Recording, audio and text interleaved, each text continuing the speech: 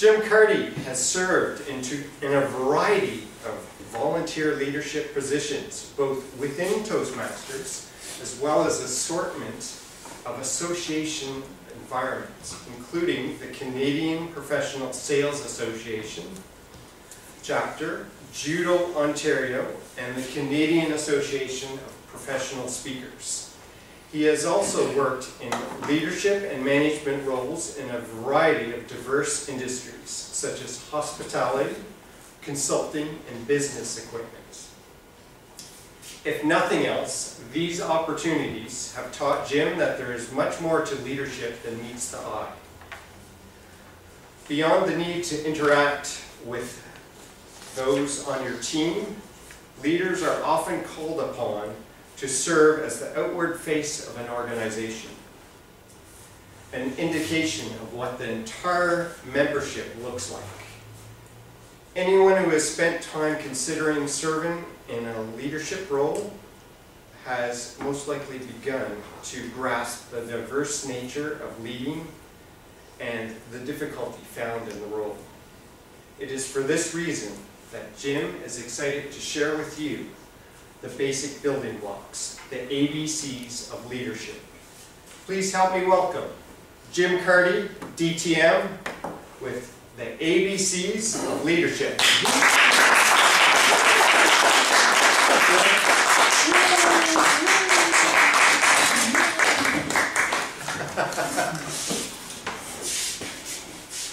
Does that help? Yeah, but we won't be able to see you. Does that help? No. Yes. Yeah. That's good. Yeah. Yeah. Walk into the camera. Yep, you can see you. Is that okay? You can see it?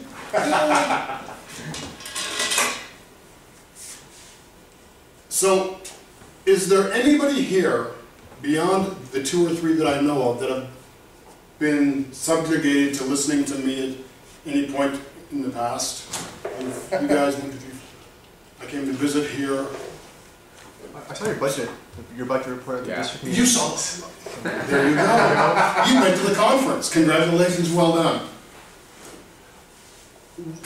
When I presented this workshop at the conference in the fall, one of the things I shared with the people in the room was this has been distilled from the better part of 6 or 7 years of my life, presenting leadership, sales training, consulting.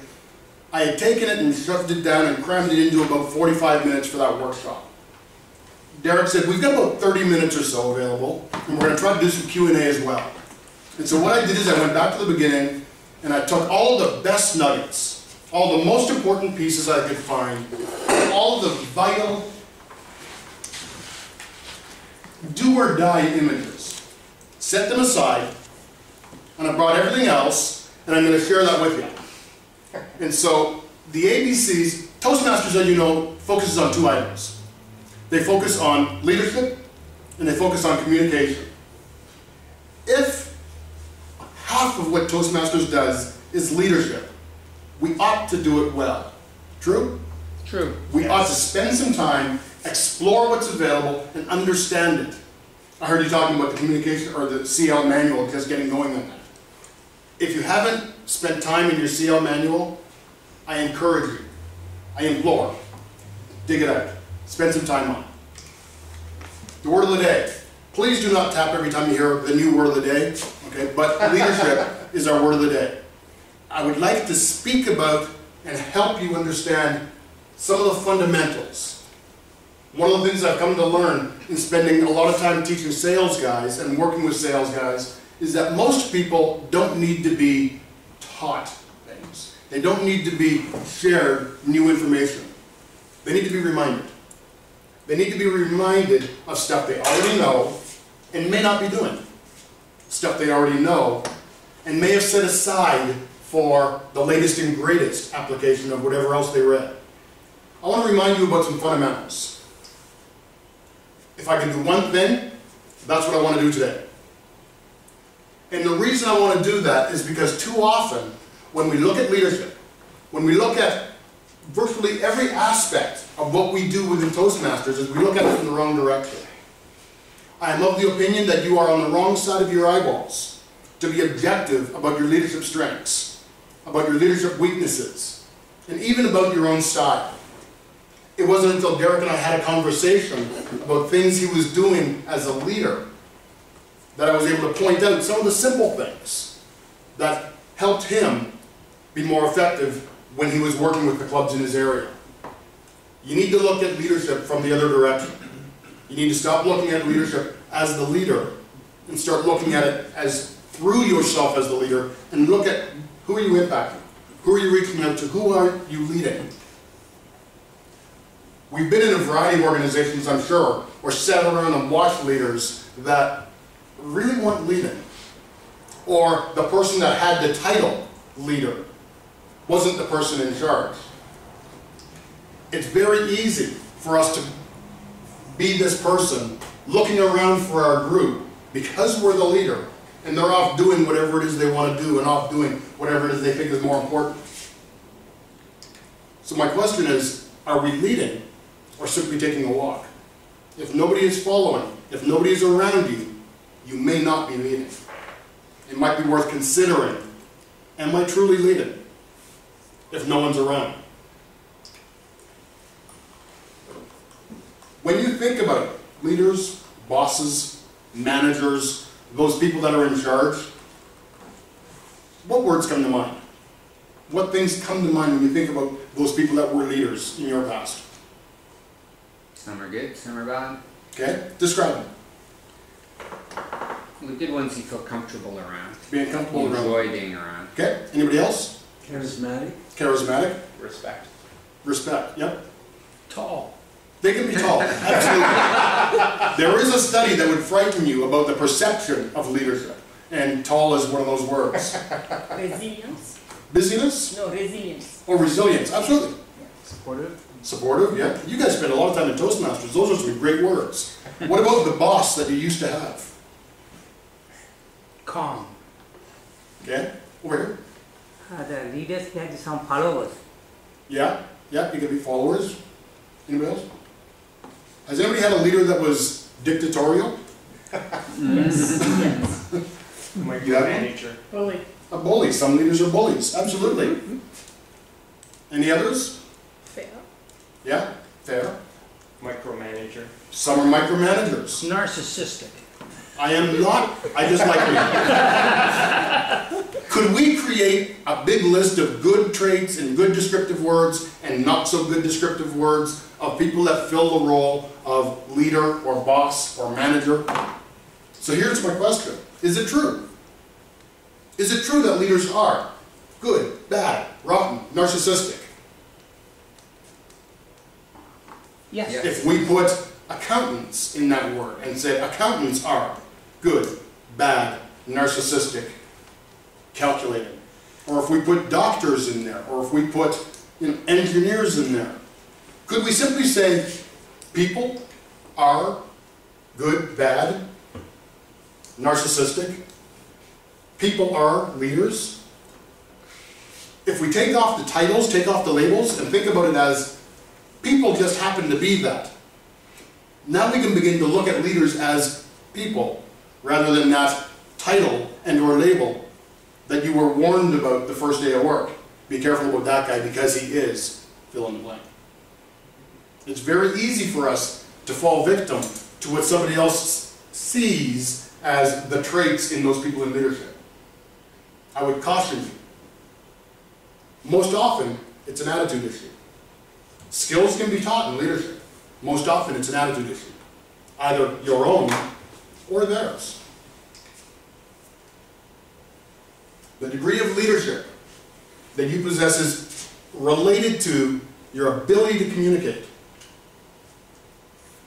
One of the things that we find in communication and leadership at Toastmasters, most of you have been at an event, at a conference, and somebody has shared a message with you, and their ability to spin the story and to make that point stick makes you want to follow that person into battle, because their ability to communicate helps you. It's the ability to communicate that is going to make or break most leaders, because you can say the very same thing in a bunch of different ways, and only a few of them will get the result that you're looking for. But it's very easy for me to say something to my wife, wanting result A, but giving me completely different results. True? Servant leadership. The servant leadership model focuses on the task at hand. Without a doubt, you focus on the task at hand, but you don't neglect those people that are being led, those people that are impacted by the decision, those people that are around you on your team. As a leader, you have to get it done, but you have to get along. The fundamental difference is mindset. It's how you think about leadership. It's how you think about leading. If you take something from somebody that might be okay, providing you're doing it for the right reason, and you do it in the right manner. If you say something to somebody, providing you do it in the right manner, and for the right reason, it could be okay. However, as a reminder, been married a long time, and this has bit me in the behind more than once. And it's leadership leading myself. So these are the basic building blocks. And I use these basic building blocks in selling, and in managing, and in leading, and in raising my kids, and in interacting with my wife. And I think about the attitude, the behaviors, competencies, and disciplines around whatever topic I'm looking at. Leading myself, leading yourself, is all about your attitude. It is a when you look at leading yourself, if you don't lead yourself, no one else will. It's that simple. It's that simple. If you don't lead yourself, nobody else will. Thermometer or thermostat? Which is leadership? Anybody? Thermostat. Thermostat. One's an indicator and one's an active agent. One reacts to the climate. One creates a climate. And the obvious question is, which do you do? Your attitude is a deep-seated, chosen belief, either positive or negative. It sets in motion the behavior that results in self-fulfilling prophecy. Have you ever said in the morning, it's going to be a great day, and pick out your favorite suit, skirt, dress, and the power tie, and for some strange reason, believe it or not, it just happened to be a good day? Or have you woken up and said, I can't believe I got to go to work. It's going to be a miserable day. And all of a sudden you're late. And all of a sudden you got a ticket on the way in. And you're just angry at the world and it's all the world's fault. It's magic, isn't it? It's just magic. Or not. What do you say to yourself? Who is the greatest motivational speaker on the planet? It absolutely is, Dave. Because you listen to everything you say. Yep, can't get away from it. Derek listens to everything Derek says. Just as an aside, Paul Fraser's a good friend of mine. Paul and I trained and worked together. We were on platforms together for years. He's a member of CAPS. When you are presenting to people, when you are working with people, if you can quote and reference things that your colleagues and associates have said, it raises the entire credibility of that entire organization, where appropriate and where applicable. If you can, quote the people in the room about the things that make sense when you're sharing information, because that adds credibility to everything. So you can't motivate others. I want to share with you a quote that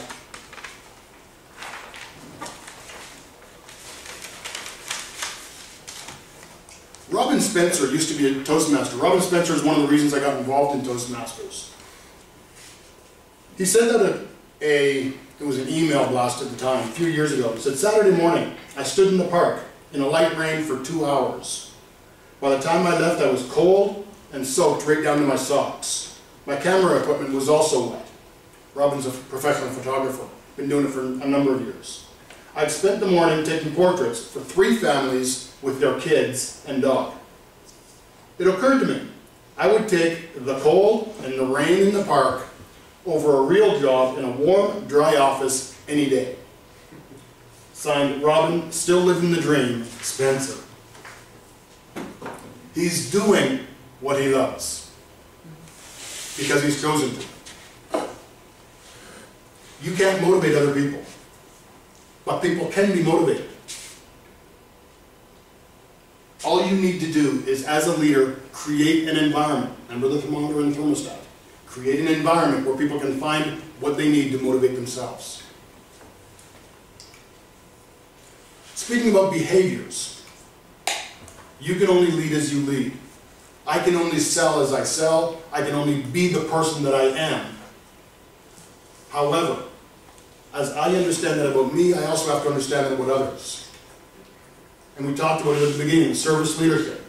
Getting it done while getting along. Getting it done is all about completing the task at hand and enjoying the results. Getting along is considering the impact of our actions on other people. You need to do both. You need to get it done, but you also need to get along. Have you ever had a problem that you had to deal with?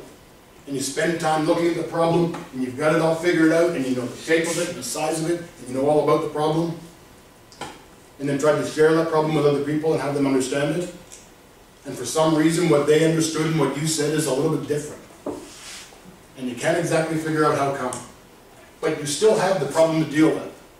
But now you also have 5 or 6 other problems because everybody else is trying to solve a different problem. Anybody or just me? Sometimes when you're solving the problem, your solution also changes. But that all goes back to how you interact with other people, understanding the behaviors and the levers about getting along. Getting it done and getting along is all about pace and priority. For years, we had a dog growing up, and my wife and I loved to take walks, and we would take walks, stop that, where the dog would be here walking really fast, and my wife would be back here sauntering, and she'd be taking her time, and I'd be walking really quick because the dog's pulling me this way and she's pulling. The pace, while annoying, wasn't enough for me to say, that's it, we're through, you're walking too slow. Or that's it, we're going to kill the dog because the dog's walking too fast. We're not going to go that far because it's only the pace. I can adjust, I can ask her, can you speed up a little bit because the dog's running? I can change the collar for the dog and have him walk a little slower because he's got a choke collar on now. We can adjust the pace. 65% of the population are slower paced. 35% of the population are faster paced. Faster paced, all about getting it done, moving forward, being in the go, outgoing. This is a cause for 10 to 15% of conflict in relationships. But on the other side, we've got the priority, the delta between getting it done and getting along. Has anybody ever had a boss come in on Monday morning, stack full of work, and drop it on their desk and say, I'm going to need this by 5 o'clock, thanks so much, and walk off? And maybe without even the thank you very much. And you're thinking about, yeah, I had a great meeting, and the weekend was wonderful, and thank you for asking, and yes, my wife was healthy coming back from the hospital, and all those things that normal people would ask. But because he's getting it done and dropping it on your desk and on his way, he may have been working all weekend while you were at home with your family, doing whatever. 65% of the population focus on relationships, on getting along, on people. About 35% of the population focus on getting it done as a priority and just their task oriented. But this is source of about 95% of the problems.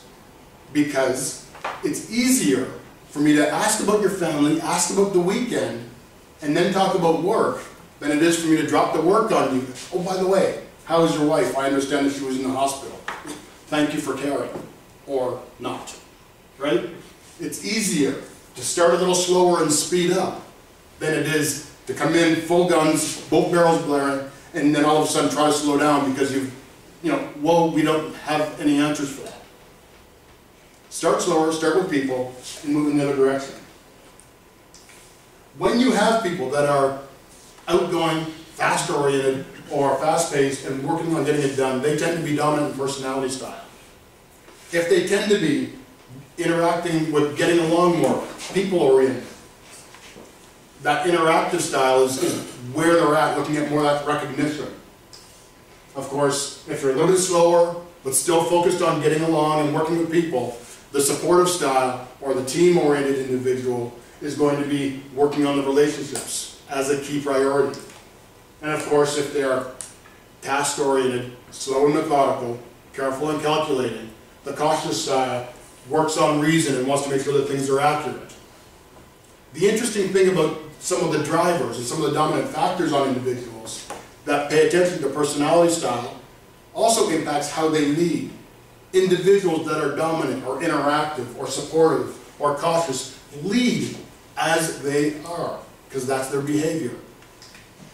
And so the dominant style is going to be out front leading. And you're either with me or you're not, but I'm leading. The interactive style is going to be having the people coming around and maybe even having a party on the way. I'll be playing the instrument and everyone, like the piper maybe. Supportive is going to make sure that nobody gets left behind. And of course the cautious is going to make sure that everyone's in a nice even row and nice and organized and everything is dotted and I's are crossed and T's and dot, because they are offside, making sure that it's all okay going forward. Once you begin to understand, and yes, I just touched the tippy tip of the surface, but once you begin to understand that people both lead in different styles and act in different styles, then you can begin to engage them in different styles. Because if Dave Perry is someone that likes to interact with people, but really, if we need to get it done, we're going to get it done, then I need to understand that, yeah, we can have some fun, but we're going to have to get down to work pretty soon. Because he's not going to have the patience or the intention to give me if I want to tell him my life story and everything that's going on. Style's not right or wrong, though. There's all sorts of styles out there. We are all blends of all four styles, and we have a little bit of each of them in us. Someone just loves their style, and you need to appreciate that. Competency. You command the trust that you earn.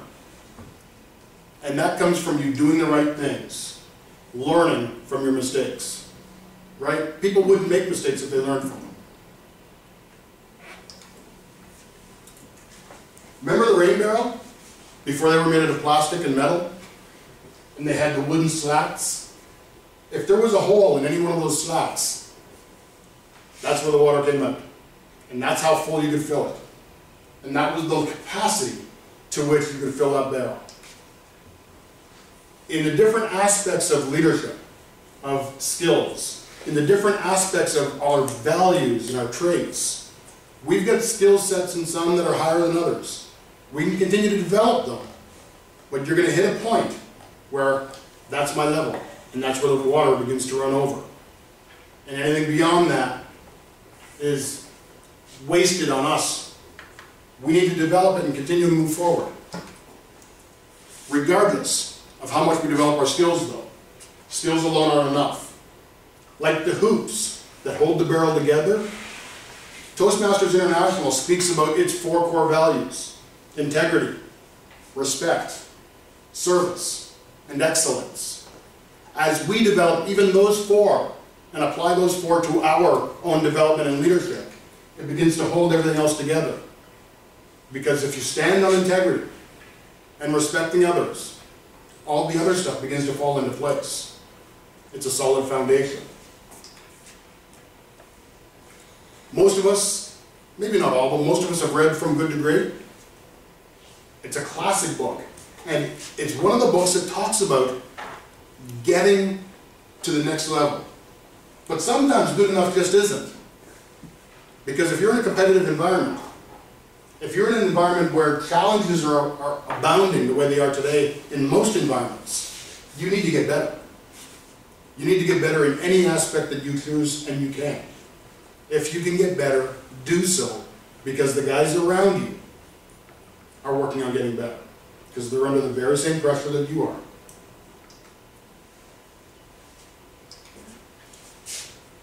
You can only gain momentum when you're in motion. Have you ever tried to steer and or turn a car that's not moving? We've all pushed again, parking brakes on or something going on. If it's not moving, then you're not going to be able to steer it. You need to get moving. We talked about attitude and behaviors and competency. If somebody's got a good attitude and somebody's got the right behaviors and they're able to interact with people, but they've got no skills. Questions? Comments? Thoughts? I know I threw a lot at you. I know it's fast. One of the things that I'm always sort of often thinking about, perhaps because I'm the executive, but you're what I would consider a lifer in Toastmasters. You've been around for a long time. 2003. Correct? What to you makes a lifer? One of my mentors was a very wealthy man. And one of the things that he did, he was talking to some people during an interview. And when you have somebody that you're mentoring, when you're spending time with, people come up and ask questions of you, sometimes you get the impression that they're not as committed to doing what you recommend as they are to getting that time and asking the questions. You understand what I'm saying? Sometimes people will come up and they'll want to take your time and you're pouring into them. Or if you've ever mentored somebody and you say, I suggest you do, fill in the blank, and it doesn't get done. And they come up and say, I'm really struggling, how do I? Well, I suggest you do, fill in the blank, and it's the same thing over and over again. And so Brian was asked, he said, Brian, you've spent all this time working with all these people, and you don't have to. You're wealthy, you've got a great family, you can do other things. Why do you continue to work with all these young people? And his comment initially was, well, it's beyond me. And then he began to think about it. He began to think about it, and he said, no, it's beyond me. Because it's no longer about me. It is about those others. True, I'm a DTM. I'm probably 6 or 8 projects away from completing my second. The reason I'm completing my second is because there are people in a club that need to see somebody moving forward. The reason I'm still in Toastmasters, not because I want to do another project, not because I want to be a president again, but because there are people in our club that want to improve their speaking skills. And I have a couple of insights that I can share with them. You become a lifer in Toastmasters when you begin to realize that it's beyond you. When you begin to realize that I have benefited from what I've been around here, and so now it's time for me to give it back to somebody else. I think that'll create lifers. Any other questions? Comments? If no one else is going to ask, then I will put that back what you basically talked about in those long car drives up to the valley. What's the best way to approach someone to delegate workouts in a volunteer organization? Do you mean to give them work or to get them to delegate?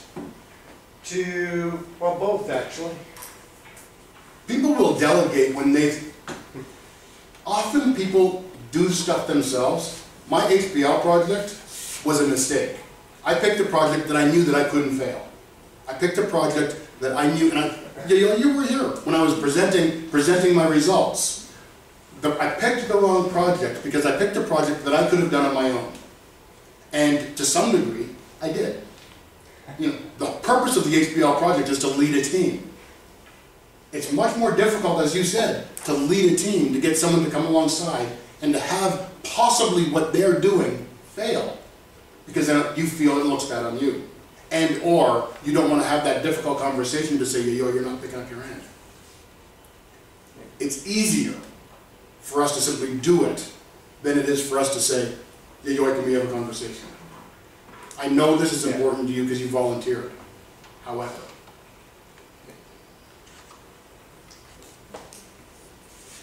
So in order to practice becoming a better leader, you have to start with the leading yourself. So then how do you determine if you're progressing in the right way by yourself? Do you have people in your life that you want to emulate? It doesn't matter if it's humorous speaking, evaluation, communication, or leadership. Find a mentor, ask them to help you improve. Our club founder at East Ottawa, Bertilia, she is a wealth of information about leadership, about Toastmasters. She is a giving heart, but she never, like Derek said, she did everything herself. I go to her for all sorts of things, but she comes to me to keep her on track for delegating.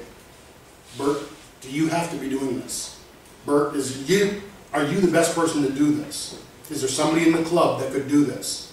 Is there someone in the club who could benefit from learning how to do this? I help her to delegate. She helps me with other things around Toastmasters. Find a mentor. There's lots of people out there that are happy to help you. 2 more quick things. Some leaders add. Some leaders subtract.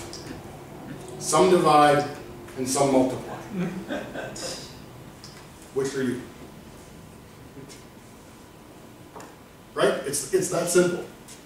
Which are you? I mean, the difference between adding and multiplying, a leader brings in other people. They can add other people. But if you can find leaders that bring in other leaders, it's multiplying, isn't it? It is fun. When you begin to lead effectively, when you begin to see the fruits of your labor, it truly is fun. But it is so much more than a game.